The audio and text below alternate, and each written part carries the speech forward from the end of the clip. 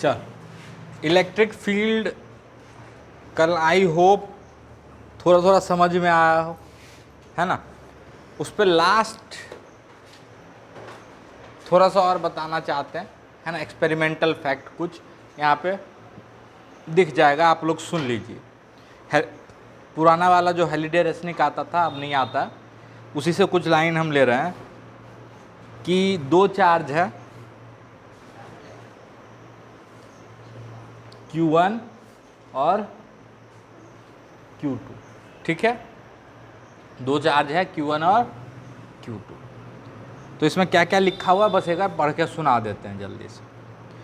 The only problem in electromagnetism was that of the force between stationary charges, the field and action at a distance point of view would be perfectly equivalent.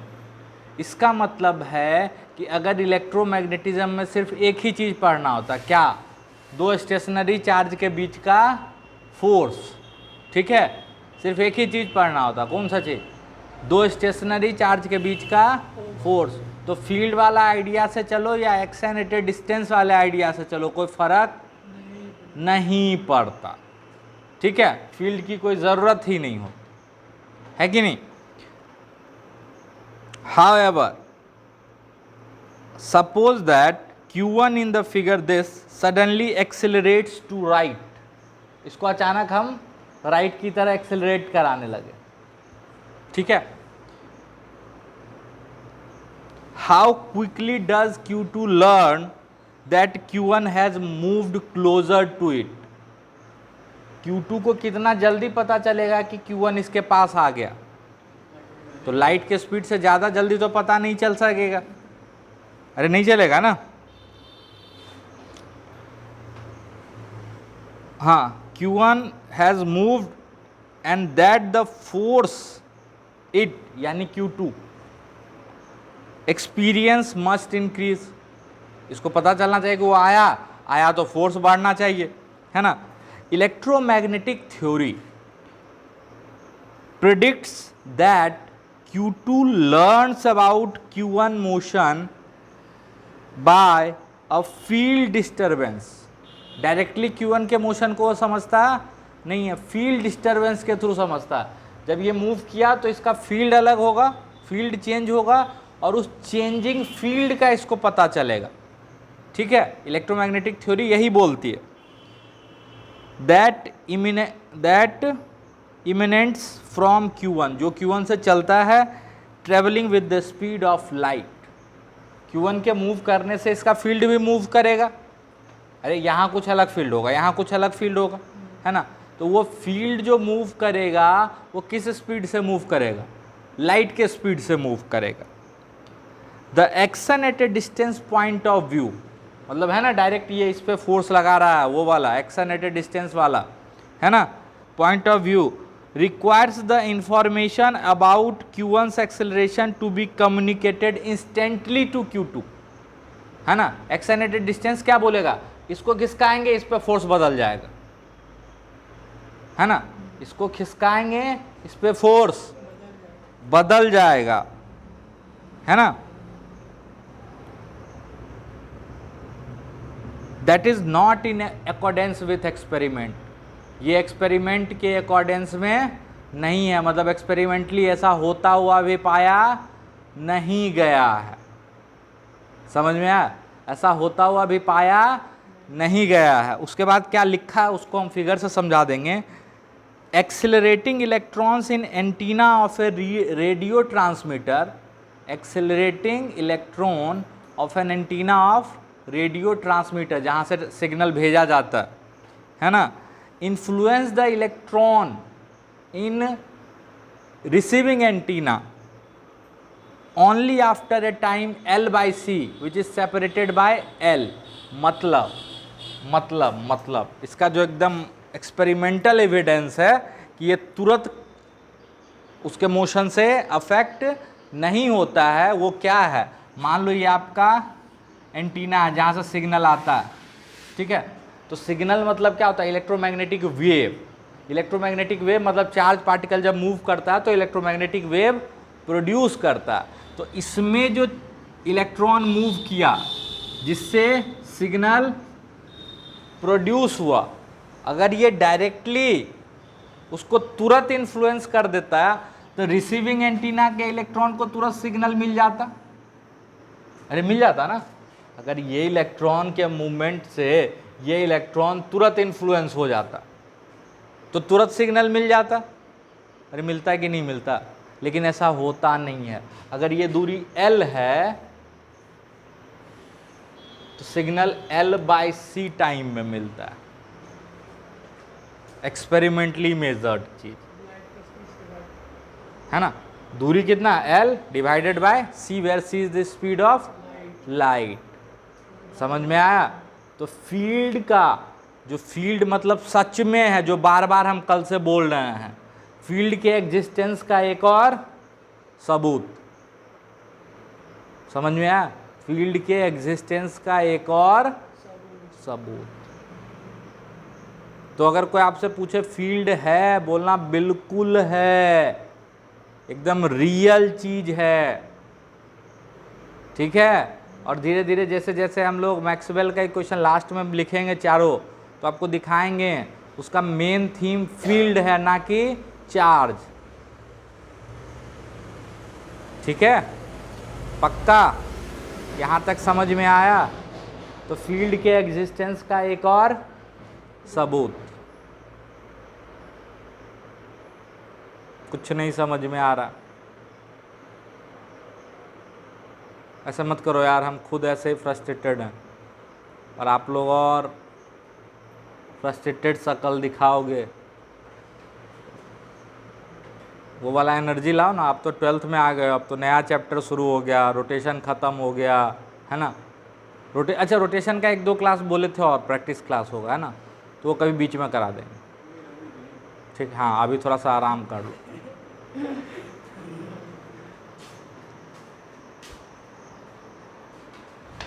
देखो अब वर्मा जी में क्या है, HC Verma में इस chapter में क्या एक चीज़ किया हुआ है, वो फील्ड के इस आइडिया पे बड़ा क्वेश्चन दे दिए हैं। कौन सा आइडिया, तो फील्ड इक्वल टू फोर्स निकालो, चार्ज से डिवाइड करो, ठीक है। हम इस आइडिया पे नहीं चलेंगे, हम फील्ड को जैसे समझे हैं उस आइडिया पे चलेंगे, ठीक है। इस तरह वाला सवाल आप खुद करोगे, ठीक है। जैसे क्वेश्चन नंबर 1 से लेके 23 तक आप खुद से होमवर्क करोगे। एकदम आसान आसान सवाल है, फोर्स निकालना K Q1 Q2 bye R² करके, ठीक है। 22 नंबर छोड़ देना, 22 नंबर हम बता दें, ठीक है। हाँ अरे जोड़ना घटाना वाला है गधा, हाँ हाँ सेकेंड पार्ट में मिलेगा, दूसरे पार्ट में, पहले बुक में नहीं मिलेगा, ठीक है। पता चला पहला बुक में खोज रहा, आप लोग जादुई हो तो कुछ भी कर सकते। तो हम लोग इस आइडिया पे थोड़ा कम ध्यान देंगे। हम लोग फील्ड को जैसे है समझे हैं, फील्ड को उसी तरह समझने की कोशिश करेंगे। कोई दिक्कत, चलो ये वाला आइडिया तो आप भी समझ गए हो, ये डेफिनेशन है फील्ड का, field equal to force experience per unit positive charge, ठीक है। अब ध्यान से देखो, अगर एक पॉइंट चार्ज Q है, पॉइंट चार्ज Q है और इससे R दूरी पे एक पॉइंट है P, तो इस पॉइंट पे इस Q का जो फील्ड होगा, ठीक है, इस पॉइंट पे ये Q चारों तरफ फील्ड बनाएगा ना, चारों तरफ बनाएगा। तो इस पॉइंट पे जो इसका फील्ड होगा वो फील्ड होगा KQ बाय R² R²। सब समझाएंगे, घबराना नहीं, ठीक है। कितना फील्ड होगा, KQ bye R² R²। R क्या है, तो यहां से लेके इस जगह का पोजीशन वेक्टर, ठीक है। तो आपको क्या करना है, इसका फील्ड क्या होगा, इस पॉइंट चार्ज का फील्ड KQ बाय R², ठीक। और किधर होगा, इसी R के डायरेक्शन में, इसी R के डायरेक्शन में। तो R के डायरेक्शन को क्या लिखेंगे, R², अरे समझ में आया? अच्छा, इस फॉर्मूला में ये जो Q है विथ साइन रखने का,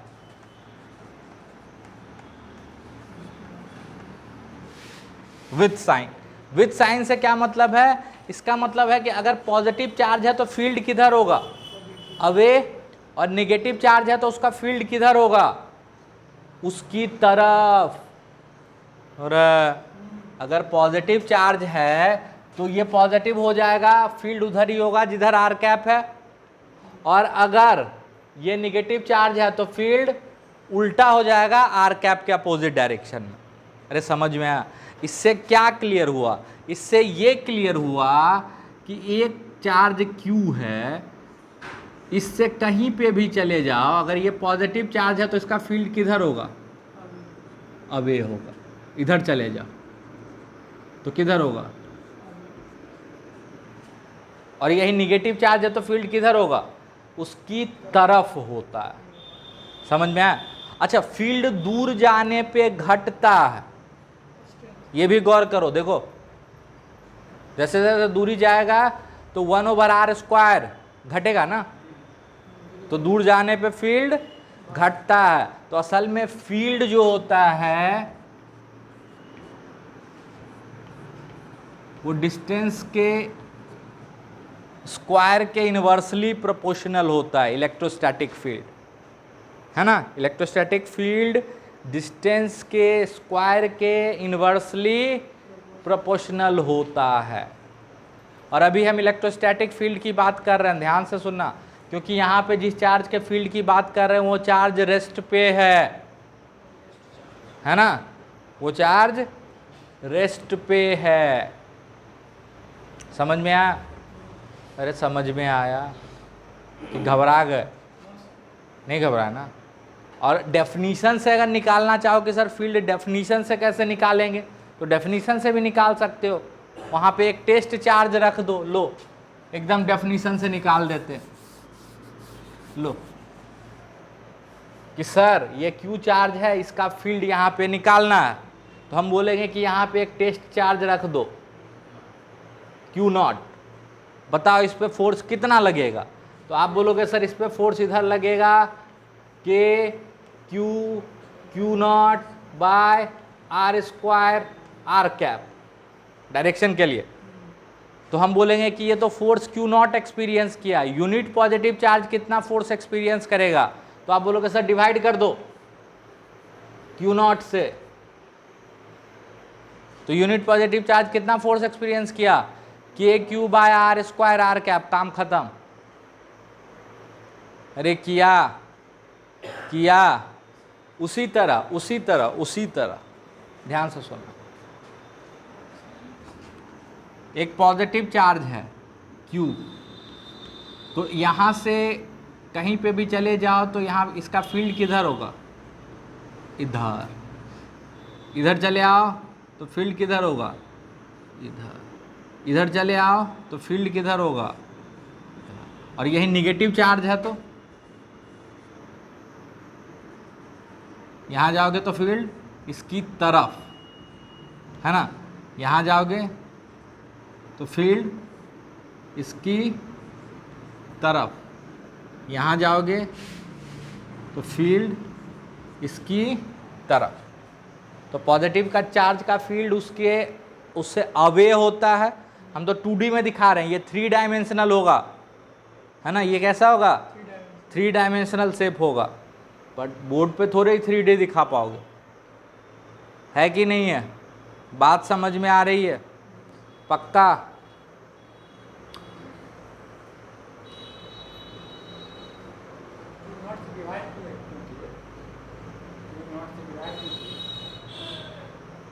क्यों? क्योंकि फील्ड का डेफिनेशन है force experienced by unit positive charge. Q0 experience किया था ना, यूनिट कितना करेगा?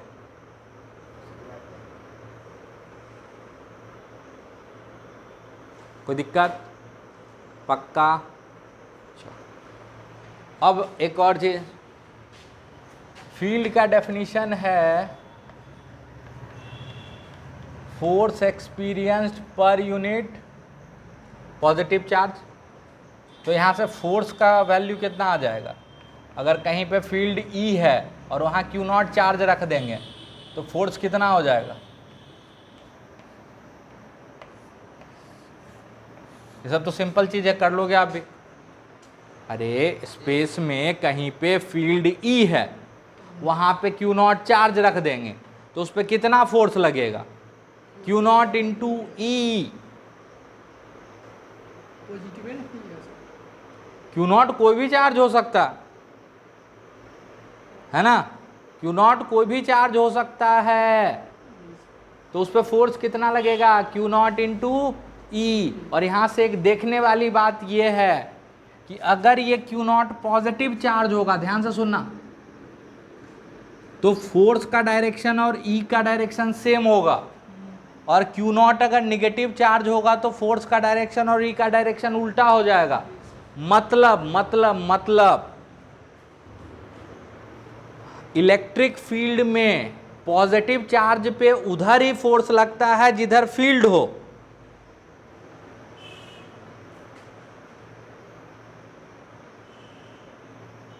फिर से सुनना, अगर ये पॉजिटिव चार्ज होगा तो जिधर फील्ड उधर फोर्स। अरे हाँ कि ना, वेक्टर पढ़े हो ना। और अगर ये निगेटिव चार्ज रहा तो जिधर फील्ड उसके अपोजिट फोर्स।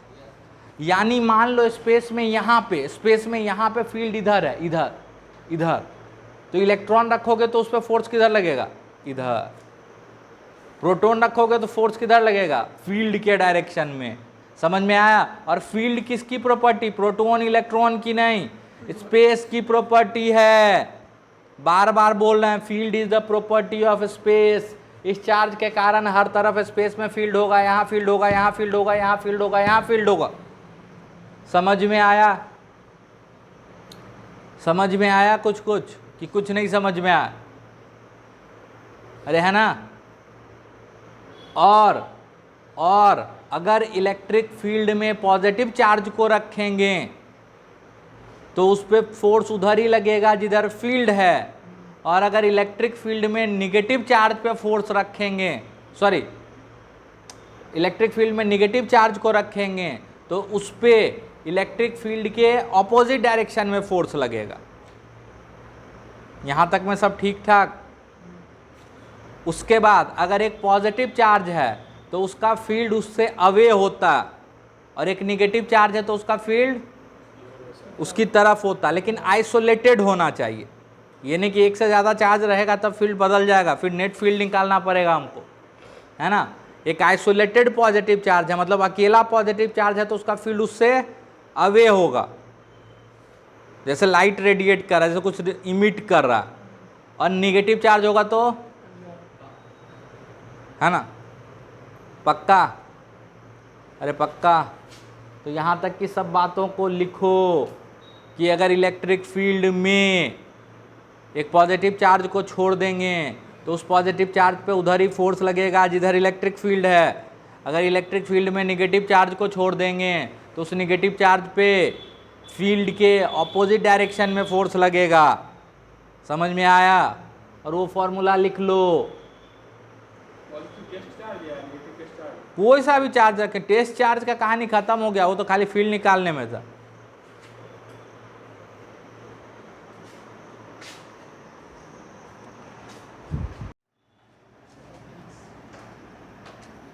यहाँ Q है, यहाँ 4Q है, एक ही लाइन पे है, और दोनों के बीच का सेपरेशन L है।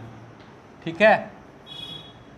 तो वो पॉइंट ढूंढो जहाँ पे इलेक्ट्रिक फील्ड ज़ीरो है, वो पॉइंट ढूंढो जहाँ पे इलेक्ट्रिक फील्ड ज़ीरो है। अगर ये बन जाएगा तो वो 17 और 18 बन जाएगा। बोले थे ना 17 18।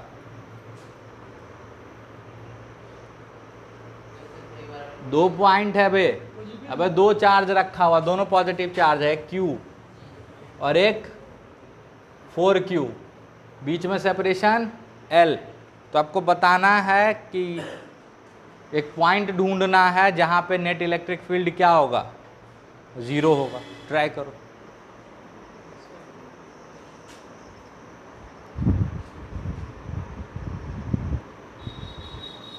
छोटा सा चीज़ है, इसको बोलते हैं principle of superposition of electric field, है ना। जैसे फोर्स का प्रिंसिपल ऑफ सुपरपोजिशन होता है वैसे इलेक्ट्रिक फील्ड का होता है। मतलब एक से ज़्यादा चार्ज है, मान लो Q1, Q2, Q3, तो यहाँ पे जो फील्ड होगा वो इसका फील्ड निकाल लो। मान लो इसका फील्ड इधर आया, इसका फील्ड निकाल लो, इसका फील्ड इधर आया, इसका फील्ड निकाल लो, मान लो इसका फील्ड इधर आया, और तो नेट फील्ड यहाँ पे वो क्या होगा पता, इन सारे फील्ड्स का सम, इन सारे फील्ड का वेक्टर सम, ठीक है, क्योंकि फील्ड वेक्टर क्वांटिटी है। अच्छा, फील्ड का यूनिट क्या होगा, तो देखो बाय डेफिनेशन फील्ड को डिफाइन किया गया था फोर्स पर यूनिट पॉजिटिव चार्ज न्यूटन पर कूलम। आगे एक और यूनिट बताएंगे आगे, अभी उसको भूल जाओ। अभी आपके लिए फील्ड का यूनिट क्या है, न्यूटन पर कूलम। एक और यूनिट आगे आएगा, ठीक है, वो अलग चीज़ है। ये बता दिए principle of superposition of field. इसका मतलब है कि एक से ज़्यादा चार्ज का अगर फील्ड निकालना है तो उनका फील्ड अलग अलग निकालो और उनको जोड़ दो, ख़त्म।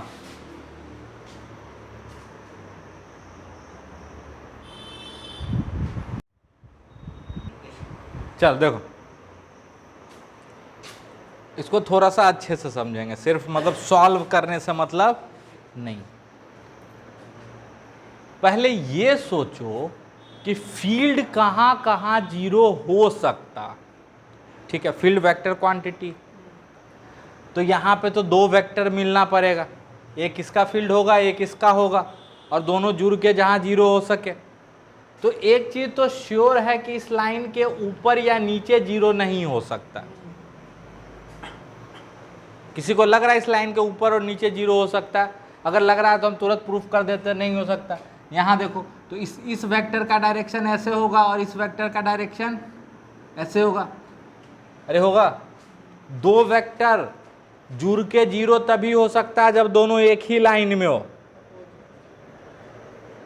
दो वेक्टर जीरो होने का सबसे पहला तरीका तो यही है कि दोनों 180 डिग्री पे हो, और तो कोई तरीका हो ही नहीं सकता। दैट मीन्स फील्ड जीरो होगा तो इसी लाइन पे ही होगा, ठीक है। अब ये लाइन भी तीन हिस्से में बटा हुआ, एक हिस्सा इधर है, एक यहाँ दोनों के बीच में, और एक इधर, ठीक है। ध्यान से सुनना, आज फील्ड का ग्राफ भी बताएंगे, ठीक है, बहुत इंपॉर्टेंट है, उस पर सवाल आ जाता है अक्सर जेईई में, ठीक। अब सोचते हैं कि यहाँ हो सकता है कि नहीं। तो यहाँ अगर आप सोचो तो इसका फील्ड किधर होगा, अवे, और इस 4Q का फील्ड अवे। दोनों वेक्टर एक ही डायरेक्शन में, जीरो हो ही नहीं सकता। यहाँ देखो, इस 4Q का फील्ड अवे और इस Q का फील्ड अवे, मतलब 100% उधर भी नहीं हो सकता। द ओनली पॉसिबिलिटी, अगर यहाँ फील्ड जीरो हो सकता है तो वो दोनों के बीच में हो सकता है, नहीं तो नहीं होगा।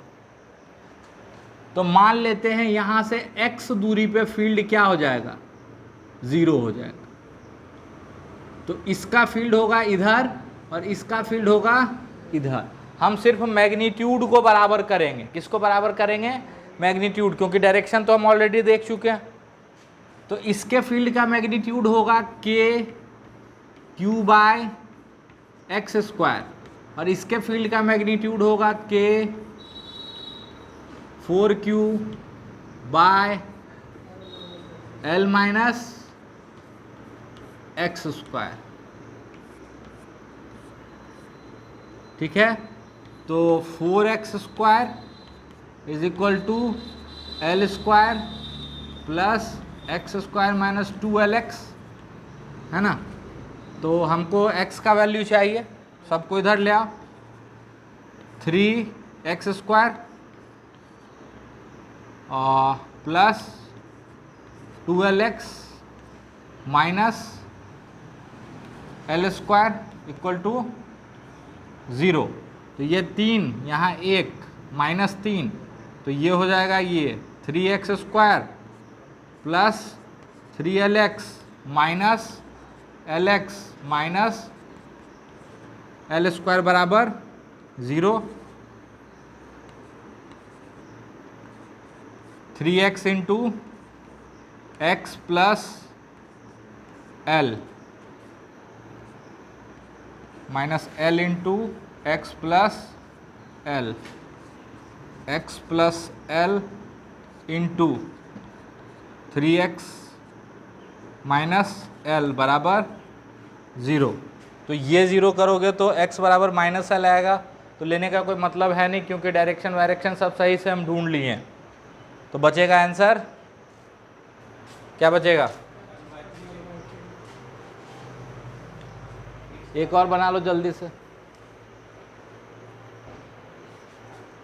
ये -9q और ये q, दोनों के बीच का दूरी l। बताना है वो जगह जहाँ पे फील्ड होगा 0, जहाँ पे इलेक्ट्रिक फील्ड होगा 0।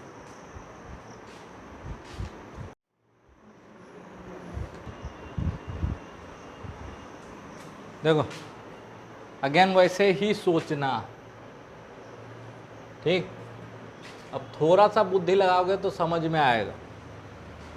यहाँ तो नहीं होगा क्योंकि यहाँ पे इसका फील्ड इसकी तरफ और प्लस वाले का फील्ड भी उसी की तरफ, दोनों फील्ड सेम डायरेक्शन में हो जाएगा। नेगेटिव का फील्ड उसकी तरफ होता है और पॉजिटिव का फील्ड उससे अवे होता है। तो अब हो सकता है कि इधर हो या इधर हो, ये भी बता देते हैं, ध्यान से सुनना। यहाँ भी नहीं हो सकता, क्यों? क्योंकि इसका फील्ड होगा इसकी तरफ, ठीक, और इसका फील्ड होगा अवे। लेकिन इसके चूंकि करीब है KQ/X स्क्वायर, याद आ रहा है? तो दूरी का भी तो असर होता है।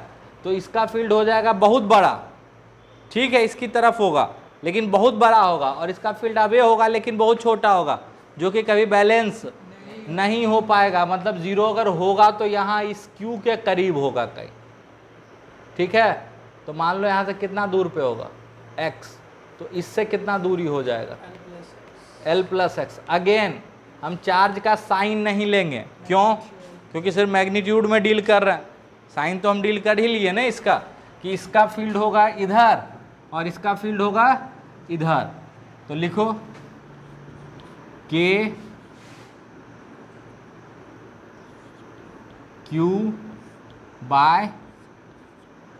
स्क्वायर बराबर K9Q/।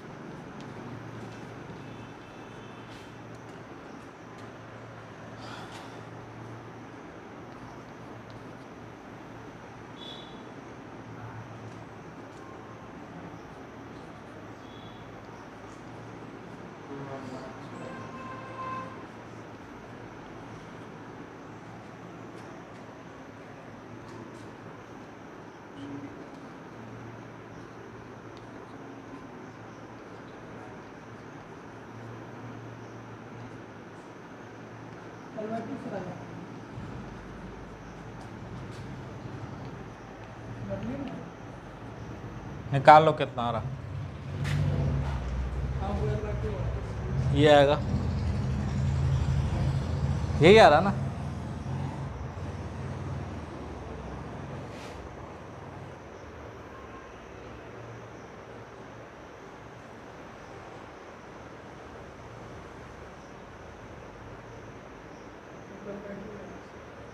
कितना?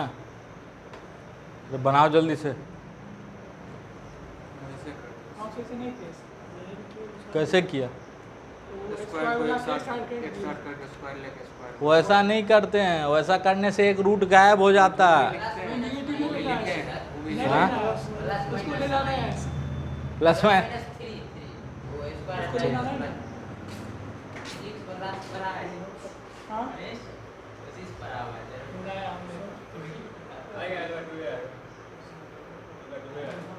यहाँ भी तुमको दिख रहा है L/2। ठीक है, सॉल्व कर लेना, आ जाएगा। कोई दिक्कत यहाँ तक? यहाँ तक कोई दिक्कत?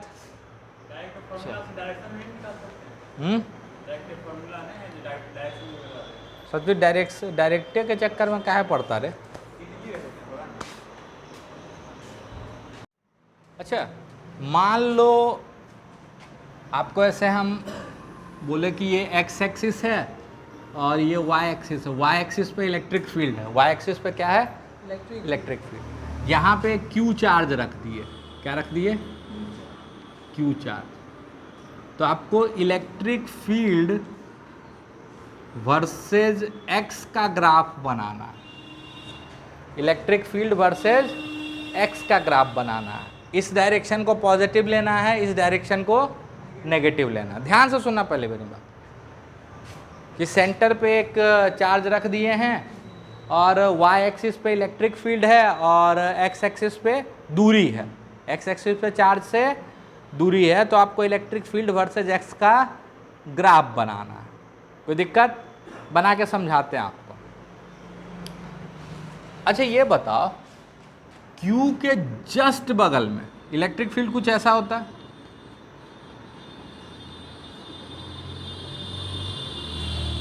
Q के जस्ट बगल में x क्या होगा? बहुत छोटा होगा। और x बहुत छोटा होगा तो इलेक्ट्रिक फील्ड बहुत बड़ा होगा। नहीं समझ में? अरे होगा। यानी अच्छा, Q के जस्ट बगल में फील्ड इस तरफ होगा कि इस तरफ होगा? हाँ, ये चीज समझ में आ रहा है ना? तो पॉजिटिव होगा कि निगेटिव होगा? पॉजिटिव। ऊपर फील्ड को पॉजिटिव बोलेंगे और नीचे निगेटिव बोलेंगे, और इस डायरेक्शन को पॉजिटिव बोलेंगे और इस डायरेक्शन को निगेटिव। यानी Q के जस्ट बगल में फील्ड बहुत बड़ा होगा, कुछ ऐसा। अरे है ना, इन्फिनिटी को टच करता हुआ। और जब x बहुत दूर लेके चले जाओगे तो ये क्या हो जाएगा? बहुत बड़ा। तो ये ओवरऑल टर्म क्या हो जाएगा? बहुत छोटा। यानी Q से बहुत दूर जाओगे लेकिन पॉजिटिव ही रहेगा, फील्ड बहुत छोटा, कुछ ऐसे होगा। तो बीच में मेरे हिसाब से पूरा फील्ड का ग्राफ कुछ ऐसे दिखेगा। और ऐसे भी अगर आपको याद होगा 1/x का ग्राफ कुछ ऐसा होता है, 1/x² का ग्राफ उससे ज़्यादा स्टीप होगा, जल्दी गिरता है ना? मैथ में पढ़े हो क्या थोड़ा बहुत? हम तो पढ़ाई ही हैं, मैथ में पढ़े हो कि? अबे रुक जा, इलेक्ट्रिक फील्ड x। अब ध्यान से सुन, उसी तरह इस Q के जस्ट इधर खिसकेंगे तो फील्ड बहुत बड़ा होगा, लेकिन किधर? निगेटिव में। निगेटिव में बहुत बड़ा, निगेटिव, है ना? और जब बहुत दूर चले जाएंगे तो फील्ड होगा तो निगेटिव में, लेकिन मैग्नीट्यूड क्या होगा? बहुत।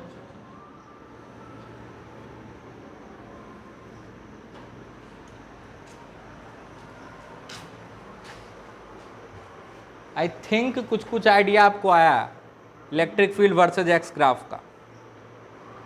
आया? तो अब इसका आप ट्राई करो। यहां पे मान लो Q और यहां पे मान लो 4Q, ठीक है? और हम कोई मैथ्स यूज नहीं करेंगे, देखना सिर्फ तरीके से, कोई ज़्यादा मैथ्स के चक्कर में नहीं पढ़ना। किताब में जाओगे, फर्स्ट डेरिवेटिव कर रहा, सेकंड डेरिवेटिव कर रहा, कॉनकेव अप कर रहा, कॉनकेव डाउन कर रहा, है ना? मर जाओगे। हम एकदम सीधा प्योर लॉजिक से इसका भी ग्राफ ड्रॉ करके दिखा देंगे, है ना? किताब वाले चक्कर में मत पढ़ना, मर जाओगे। कॉन्केविटी, कॉन्वेक्सिविटी सब निकाल रहे हैं, है ना? लगे हुए हैं, लगे हुए हैं, लगे हुए हैं।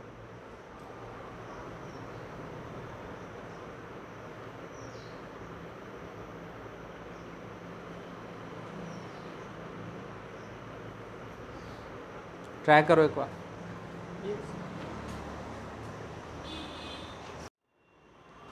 चलो देखो, अब इसमें अगर मैथ से बनाने बैठ जाओगे ना तो concavity, d y by d x, second derivative, first derivative किए जा रहे हैं, मरे जा रहे हैं ना।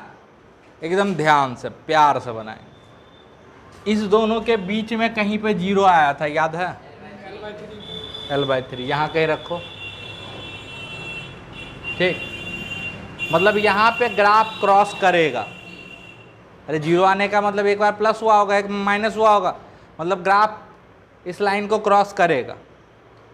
इधर और इधर का ग्राफ या तो लाइन के ऊपर रहेगा या तो लाइन के नीचे रहेगा। कभी भी ग्राफ को क्रॉस, सॉरी, इस लाइन को क्रॉस नहीं करेगा। रीजन बीइंग कि कहीं पे भी जीरो नहीं हो रहा है।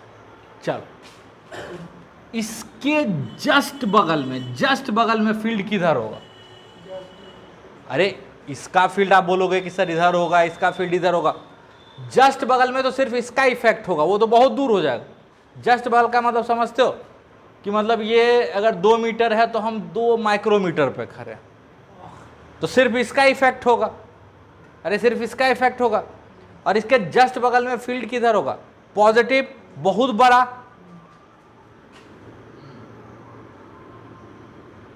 ठीक, इसके जस्ट बगल में आओ, नेगेटिव और बहुत बड़ा।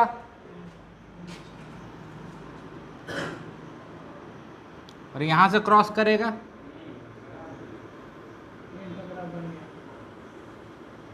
अब आप एक थप्पड़ मारेंगे। एक दिन एक कार कोई पैरा बोला लपड़ाया था ना, आप बोलता 10 का ग्राफ, अब तू खाएगा मार क्या? 10 खाइयो ना, 10 है ही नहीं इसमें, 10 का ग्राफ है।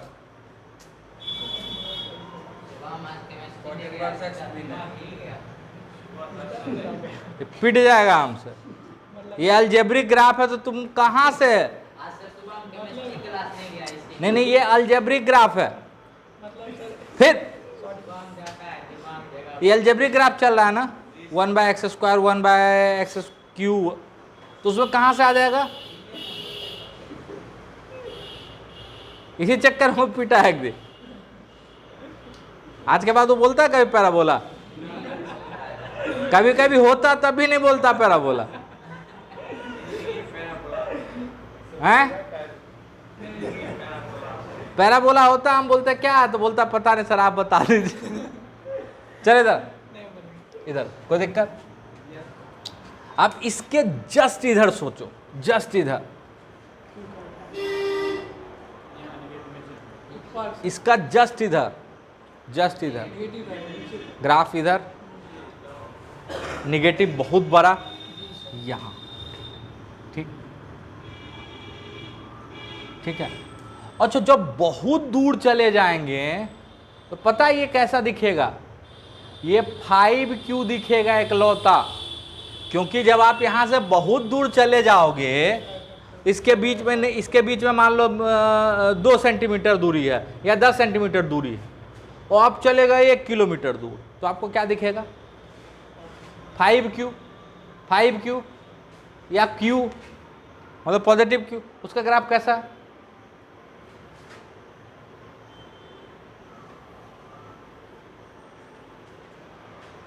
समझ में आया? बहुत दूर जाने पे भी सोचना आना चाहिए। बहुत दूर जाने पे इनके बीच के सेपरेशन का इफेक्ट खत्म हो जाएगा। कुछ नहीं बुझा रहा। और बहुत दूर जाने पे इधर, अब तो हम डायरेक्ट बना सकते हैं इसे।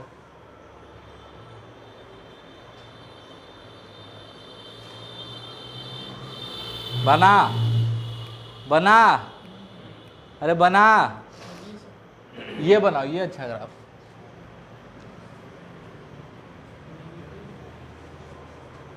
देखो इसमें कहाँ जीरो हुआ था, याद करो। यहाँ कहीं जीरो हुआ था, यहाँ जीरो हुआ था ना। अरे यहाँ जीरो हुआ था ना, और ये मतलब छोटे वाले चार्ज के करीब में जीरो होगा, है ना। चलो उधर बाद में आएंगे, पहले इधर देखो, क्योंकि यहाँ पे ग्राफ में ट्विस्ट आएगा। जब बहुत दूर चले जाओगे तो मेरे हिसाब से तो ये 3q,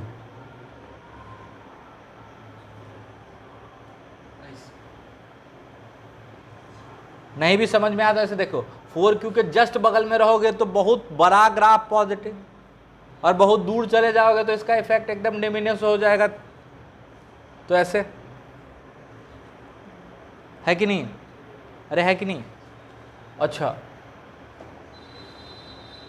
इस रीजन में देखते हैं, इस रीजन, इस -Q के जब जस्ट बगल में रहेंगे तो इस तरफ मतलब निगेटिव और बहुत बड़ा,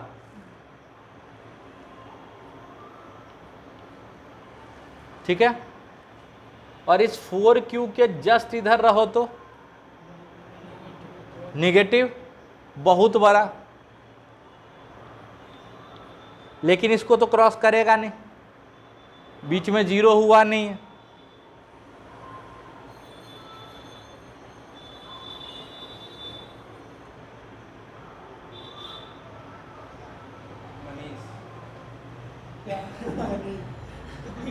पहला बोला, समझ में आया? समझ में? अब इधर है ग्राफ में ट्विस्ट, इधर ग्राफ में ट्विस्ट है। देखो, इसके जस्ट इधर, इसके जस्ट इधर पॉजिटिव में और बहुत बड़ा, पॉजिटिव में और बहुत बड़ा,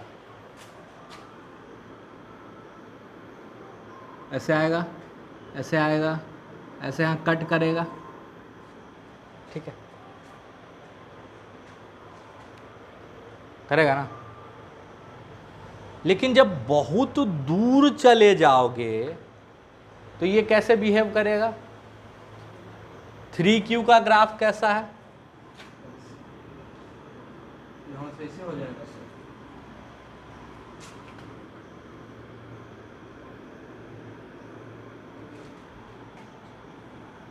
ऐसे ना सर,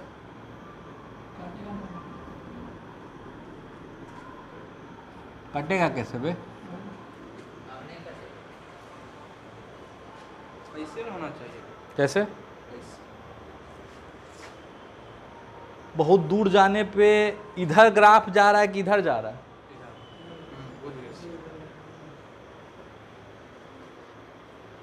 समझ में आया? यहाँ आएगा एक मिनिमम वैल्यू तक आएगा और फिर ये ऐसा शेप ले लेगा दूर जाने पे।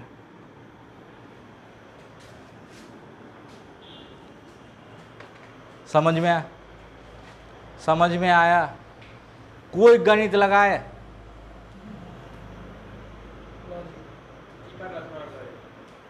ये वाला पार्ट, ये ग्राफ यहाँ से तो शुरू होगा, ठीक है। कैसे शुरू होगा? तो -Q के जस्ट बगल में फील्ड किधर? इधर पॉजिटिव साइड है, बहुत बड़ा। अच्छा, ये प्रूफ किए कि यहाँ तो 0 पे कट करेगा, यानी एक बार ग्राफ घटते घटते घटते यहाँ तक आएगा, ठीक है। अब एक ऑप्शन हो सकता है कि एक बढ़ते बढ़ते नीचे चला जाए, एक ऑप्शन हो सकता है तो ये घटते घटते एक जगह तक घटे फिर बढ़ने लगे, वही ऑप्शन सही है। क्यों सही है? ध्यान से देखो, बहुत दूर जाने पे ये एक 3Q चार्ज है। कैसा चार्ज है? 3Q। और अगर सिर्फ 3Q का आप ग्राफ बनाते हो तो 3Q का ग्राफ ऐसे, और बहुत दूर जाने पे ऐसे, ये वाला हिस्सा देखो ना, ऐसे। तो जब यहाँ से बहुत दूर जाएंगे तो पहले तो ये घटेगा और उसके बाद ये वाला शेप, ये वाला बहुत दूर जाने पे।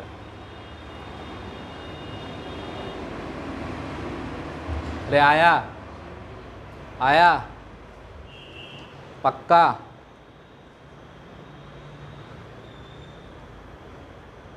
ठीक है, तो नोट कर लो। आज के लिए काफ़ी है। मज़ा आया?